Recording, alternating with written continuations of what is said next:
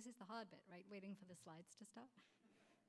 This is the Carnegie Library in the downtown east side, and a place where I worked as librarian for about 7 years. And it's a place where most of you know there are lots of health issues. And as a library, we felt we had a role in addressing issues like addiction, like poverty, like diabetes. I think we were going on the deficit model. We had a bit of money to do this, but we realized that in the downtown east side, the kinds of literacies weren't always there. This map shows that health literacy in the downtown east side, 82% of people are unable to read basic information on a pill bottle. And computers and books aren't necessarily where people get their information. So we started to talk to people. We started to talk to people at places like our our weekly book giveaway. We talked to outreach workers, we talked to street nurses, and we asked them, how do people get health information? And what we found was that people often connected with health services only in an emergency, through St. Paul's, through clinics, and that sharing health information actually happened on a much more informal level. The trust was in each other, the trust was in relationships with people. And so we started to think a bit about what our role might be, not just as information providers, but as facilitators to get these conversations happening and to bring people together. What we wanted to do was facilitate these connections between people.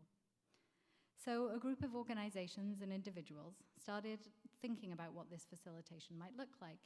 And we started thinking of the image of a farmer's market, where people connect with the stallholders, but they also connect with each other.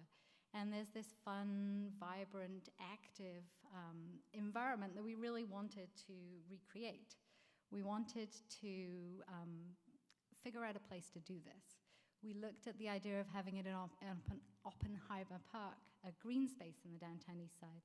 But the street nurses we talked to felt really strongly that if we were going to reach the most marginalized people, we needed to do it in the alleys where people hung out. And so the Carnegie Alley Health Fair was created. And this is what the alley behind the Carnegie Center looked like one September, not so long ago. We had stalls lining the alley. We had flowers, we had balloons, we had games going on. And there was a whole range of services that were on offer.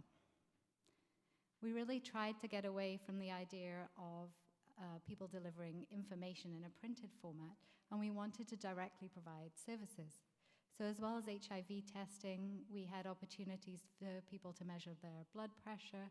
We had people to test whether somebody was diabetic or not, both very prevalent conditions in the downtown east side. Where we did have tables, we tried to get people out from behind the tables.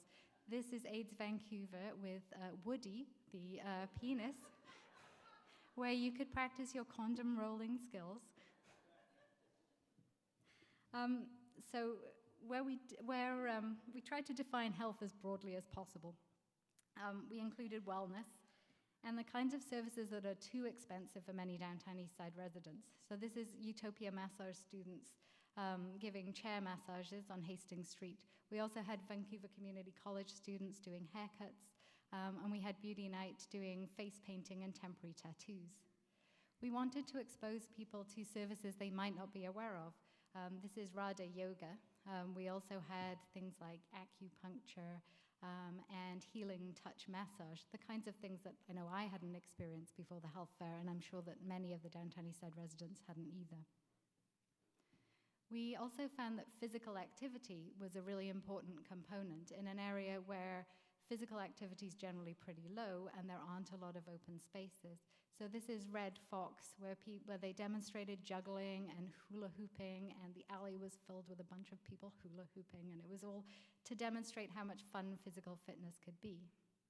And of course, being a library-driven event, we wanted to stress how learning and how brain food was really important to health as well. So the library gave away books and signed people up for library cards, and we partnered with literacy organizations. This is the Carnegie Learning Center, who run an outreach service at Wish. Food was really important as well, not just as a draw to attract people to the event, but also because food security is a really important issue to downtown east side residents, and something that they really are feeling empowered to address. The chefs here are from a Latino cook group and cooking things including vegetables grown at Soul Food Farm, which is in the car park of the Astoria Hotel.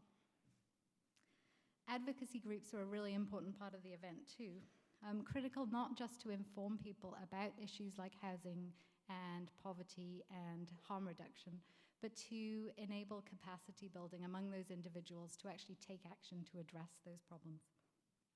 So a confession. The Alley Health Fair isn't really a new initiative. We've actually been doing it for 5 years now, and we don't know how it's going to continue. We don't know what form it's going to be in. We do know that it's really important to deliver health information and any kind of information in a way that makes sense to the people who need it and in a place where they're comfortable going. We know that we need to involve community in the planning and delivery of this information. This is the Aboriginal front door who asked why they weren't invited, brought along their big drum and stayed for 3 hours. We need to also move away from the library as experts and towards the community working together. And that can be pretty scary for a lot of us, and especially scary in something like the health field, where the consequences of wrong information are so big. But this is to community members who decided to set up their own massage tent because they didn't want those fancy chairs that the guys on Hastings Street had.